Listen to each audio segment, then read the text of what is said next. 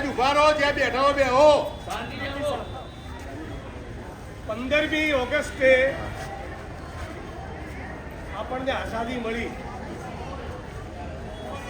પણ અંગ્રેજોને હારા કેવડાવે એવા નખોદિયાઓ 30 વર્ષથી આ ગુજરાતને ગુલામ બનાવવા માટે કામે લાગેલા છે. દેશ આઝાદ થયો, પણ હજી તમામ લોકો બધા જ પ્રકારની ગુલામીમાંથી મુક્ત થયા નથી.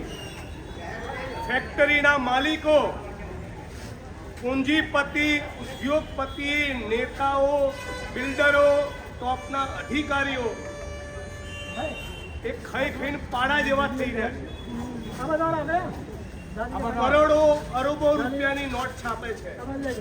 ધારાસભ્યો, સંસદ સભ્યો, મંત્રીઓ, આઈએસ આઈપીએસ અધિકારીઓ, બિલ્ડરો અને મોટી મોટી ફેક્ટરી અને કંપનીના માલિકો આખી ભારત ભૂમિને નેતાઓ, અધિકારીઓ અને ઉદ્યોગપતિઓ એ ભેગા થઈ 140 કરોડ લોકોને લૂંટી રહ્યા છે. અને 140 કરોડમાંથી 80 કરોડથી વધારે મજૂરો છે. કોણ છે? મજૂરો. કાળી મજૂરી કરે નહીં તો આ તાલુકા પંચાયતની બિલ્ડિંગ બને? આ તાલુકા પંચાયતની બિલ્ડિંગના પાયામાં કોઈક દેવી પૂજક, કોઈક રાવણ, કોઈક માજીરાના ભીલ, કોઈક દલિત, કોઈક આદિવાસી, કોઈક ઠાકોર, કડિયા મજૂરોનો લોહીનો પરસેવો ખરો કે નહીં? મેં હાથમાં જે ઘડિયાળ પહેરી છે અને જે શર્ટ પહેર્યું છે એ આકાશમાંથી આવીને પડ્યું કે શર્ટનું કારખાનું જ્યાં હશે, જ્યાં ઘડિયાળ બનાવવાની ફેક્ટરી હશે, ત્યાં કોકે કાળી મજૂરી કરીને 12 કલાક 14 કલાક પરસેવો પાડ્યો તો આ ઘડિયાળ બની, તો આ બિલ્ડિંગ બન્યું અને તો આ ટીડીઓ સાહેબની ગાડી બની. બાકી બને નહીં. તાલુકા પંચાયત કચેરીના વડા કોણ? તાલુકા વિકાસ અધિકારી. તમારો ધારાસભ્ય હું, મારો, બનાસકાંઠાના કલેક્ટરનો, વડગામના પોલીસ ઇન્સ્પેક્ટરનો અને ટીડીઓનો ચારેયનો પગાર ક્યાંથી થાય? સરકારની તિજોરીમાંથી. અમારા ચારેયનો પગાર ક્યાંથી થાય ભાઈ? સરકારની તિજોરીમાં પૈસો ક્યાંથી આવે? લોકોના ટેક્સનો. સરકારની તિજોરીમાં બોલો બધા પૈસો ક્યાંથી આવે? સરકારની તિજોરીમાં પૈસો ક્યાંથી આવે? ભાઈઓ એના બધા બોલો ક્યાંથી આવે? અને ટેક્સ એમાં કમાય. દરેક વસ્તુ, આ શર્ટ, આ પેવર બ્લોક, આ ગાડી, આ ઘડિયાળ, જે પણ વસ્તુ બજારમાં બને એનું ખરીદ અને વેચાણ થાય. કોઈક બનાવે, કોઈક વેચે, એમાંથી કમાય ટેક્સ. એ ટેક્સ કપાય, સરકારની તિજોરીમાં જાય અને ધારાસભ્ય વડગામનો અને તાલુકા વિકાસ અધિકારી બેનો પગાર થાય. તો જે વસ્તુઓ બજારમાં વેચાવા જાય છે, કે અશરફભાઈનો જથ્થો હોય, મોબાઈલ હોય, ઘડિયાળ હોય, ચશ્મા હોય, કે ગાડી હોય, એ પેદા કોણ કરે છે? પેદા કોણ કરે છે? પેદા કોણ કરે છે? તો આપણે મજૂરો કાળી મજૂરી કરીને પરસેવો પાડીએ નહીં તો બનાસકાંઠાના કલેક્ટરનો, વડગામના પીઆઈનો, વડગામના ધારાસભ્યનો અને તાલુકા વિકાસ અધિકારીનો પણ પગાર થાય નહીં. તો આપણે કોણ? નોકર કે માલિક? આપણે માલિક. બોલો આપણે કોણ? નોકર કોણ? કલેક્ટર. બોલો માલિક કોણ? માલિક કોણ? માલિક કોણ? માલિક કોણ? વોટ આપીએ કોણ? વોટ આપીએ કોણ? ટેક્સ ભરીએ કોણ? તો અહીંયા બેઠેલા બધા કર્મચારીઓ કોણ? આપણા નોકર.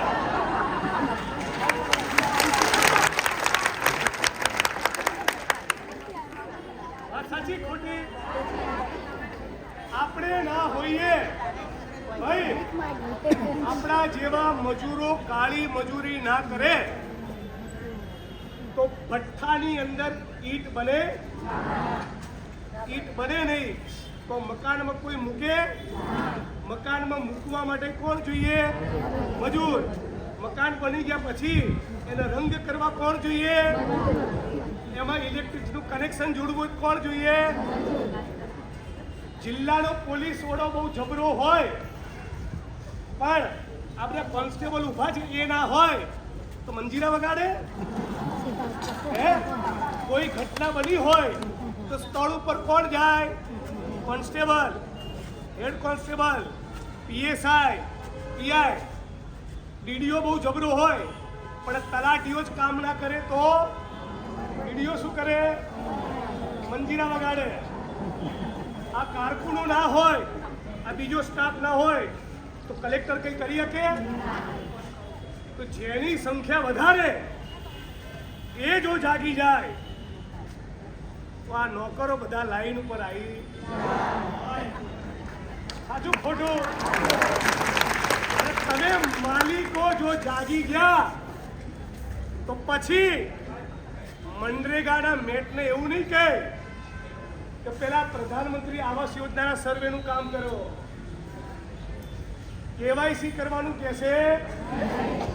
અને કેવાયસી કરાવવું હોય, બીજા ટાંકા કરાવવા હોય તો મનરેગા સિવાયની અલગથી મજૂરી આપો. વાત બરાબર કે ખોટી? બીજું, આ યોજના એ હમણાં યોજના થઈ.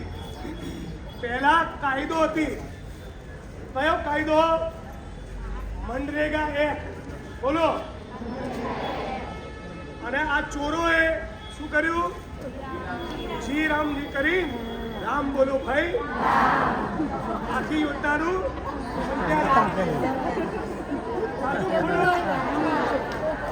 પહેલા શું હતું? પહેલા કાયદો હતો.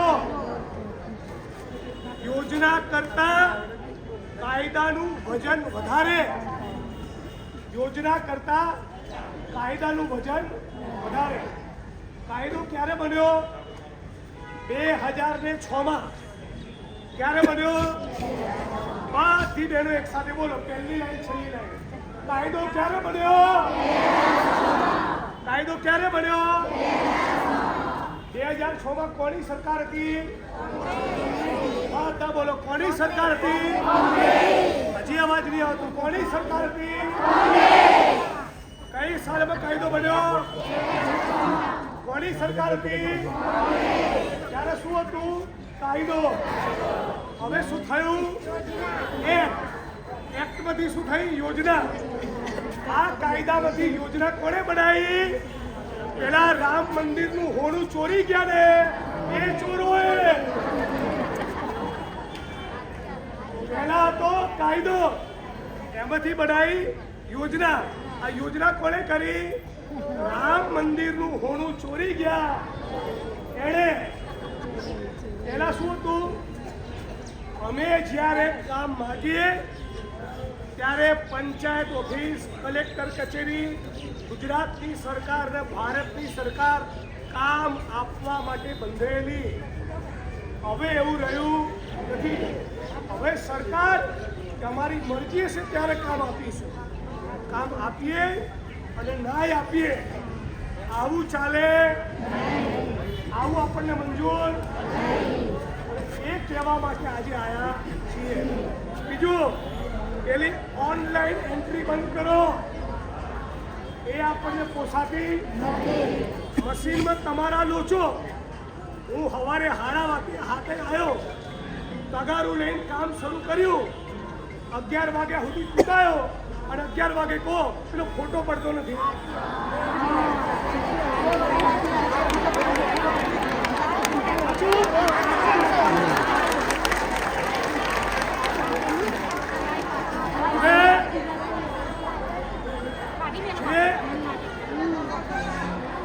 જે ફોટો પાડવા વાળો છે એ પાછો નાનો કર્મચારી છે, એ તમારો ભાઈ જ છે. એટલે એની સામે ગુરક્યા નહીં કરવાના. ગુરક્યા કરવાના સરકારની. એ સરકારને કહેવાનું આના દિયોરો, સરકારને કહેવાનું નોંધણીયાઓ, સરખું મશીન મોકલો,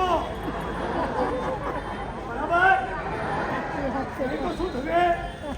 8 થી 11 કૂટાયા અને ફોટો પડ્યો તો મજૂરી મળશે. આમે કેટલા મહિનાથી પગાર બાકી?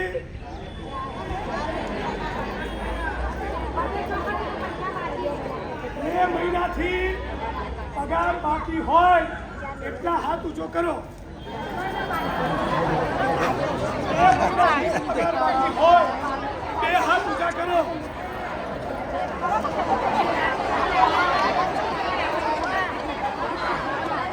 હવે આપણો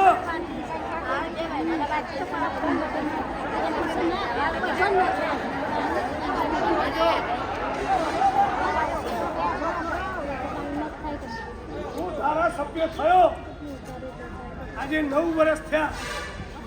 એકે મહિનો મારો પગાર ના આવ્યો હોય એવું બન્યું. કલેક્ટરનો પગાર નિયમિત અને ટીડીઓનો પગારે તો મજૂરનો કેમ?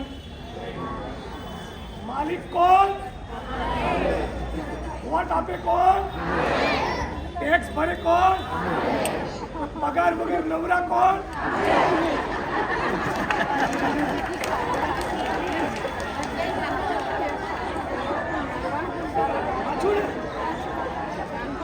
હવે તમે માલિકો કોઈ કામથી આ ડીડીઓની કચેરીમાં ગયા હોય, બરાબર? તમારું નામ શું? શું નામ તમારું? પરસીભાઈ. આ કોઈ કામ લઈને ગયા હોય કલેક્ટર કચેરી, એ શું તો કાલે આવજો, આવું કરો છો ને? પણ આ મકાન કોણે બનાવ્યું?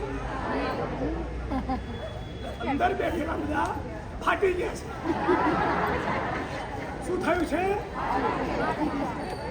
તો દર 2-4 મહિને મારી જોડે અહીં આયા હોય તો રેશમ જેવા કરું કે ના કરું? લાઈન ઉપર આવે કે ના આવે? એટલે તમારી અંદર 2-4 ફૂટેલી કારતૂસ છે, એને ઘેર બેહાડી દો, બરાબર? અને હાચા આવો, લે આવો.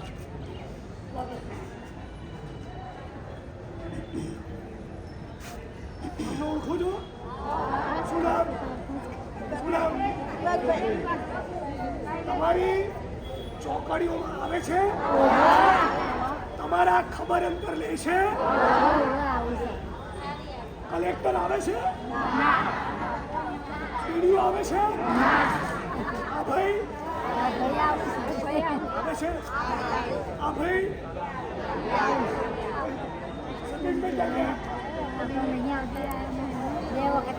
આવે છે ને?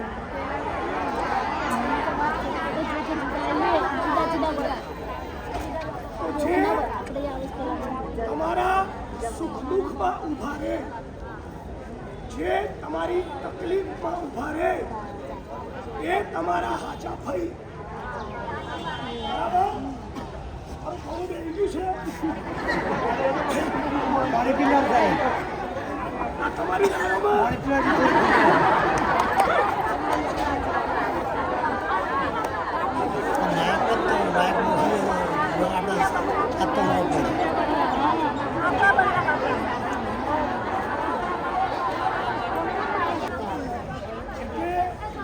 આજે આપણે તાલુકા વિકાસ અધિકારીને બોલાવીએ, પૂરા સન્માન સાથે એમની વાત કરવાની.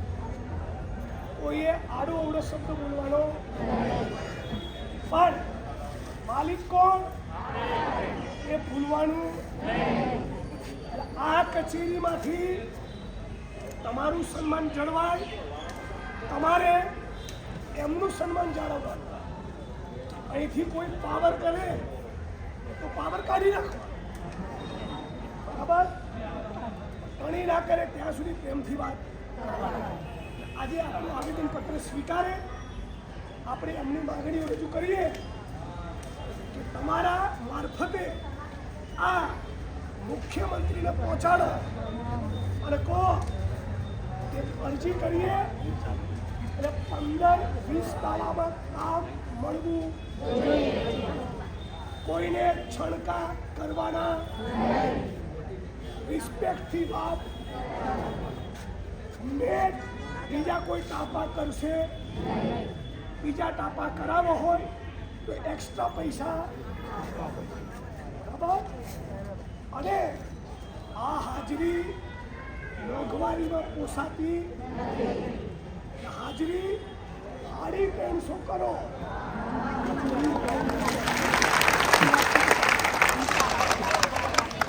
અને દિવસ કરો કેટલા? 150.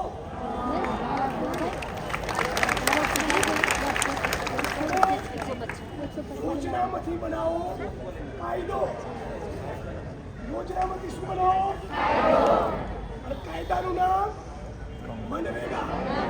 કાયદાનું નામ મનરેગા. કાયદાનું નામ મનરેગા. આ માંગણીઓ તાલુકા વિકાસ અધિકારીના મારફતે આપણે મુખ્યમંત્રીને પહોંચાડીએ અને એ પછી ના ગણકારે તો ચૂંટણી આવે આ ચોરોને પાડી દેજો.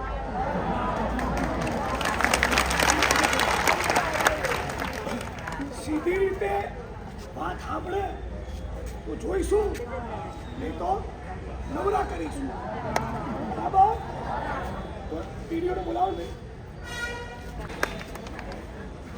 કોણ આવશે તમારામાંથી? એનો બધી આવે.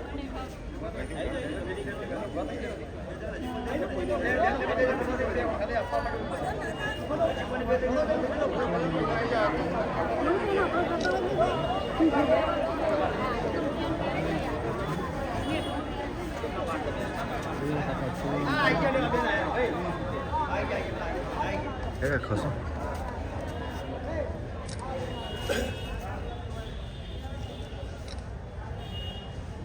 તમારાથી નહીં, સરકારથી દુઃખી છે. અરજી કરે, 15 દિવસમાં કામ મળે, બધાનું સન્માન જળવાય. હાજરી 350 રૂપિયા કરવામાં આવે, દિવસો 150 કરવામાં આવે. મેં એ બીજા કોઈ કાપા કરશે નહીં. કરાવવાના હોય તેને બીજું વળતર મળે. પણ આને યોજનામાંથી ફરી એકવાર પહેલાંની જેમ કાયદો બનાવો. આવી વિવિધ માંગણીઓ છે. આપના માધ્યમથી ગાંધીનગરમાં સરકારને આજે પહોંચાડશે.